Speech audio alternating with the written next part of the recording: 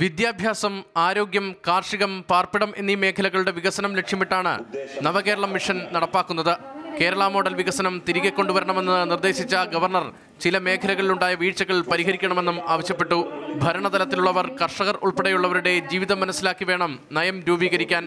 കേരളത്തിലെ സാഹചര്യങ്ങൾ എല്ലാ ദിവസവും മലയാളം ടെലിവിഷൻ ചാനലുകളിൽ നിന്നും മനസ്സിലാക്കാറുണ്ട്. കർഷകന്റെ മകനായ താൻ മാതൃഭൂമി ന്യൂസിന്റെ കൃഷി വാർത്തയുടെ സ്ഥിരം പ്രേക്ഷകനാണ്.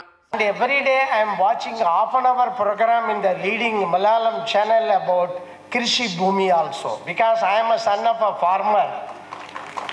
I always prefer to spend my time with the farming only. നവകേരളം മിഷന്റെ പേരിൽ വ്യാമോഹം സൃഷ്ടിക്കാൻ സർക്കാർ ഉദ്ദേശിക്കുന്നില്ലെന്ന് വ്യക്തമാക്കിയ മുഖ്യമന്ത്രി സാമൂഹ്യനീതി ഉറപ്പാക്കിയുള്ള പ്രാദേശിക വികസനമാണ് ലക്ഷ്യമെന്നും വ്യക്തമാക്കി.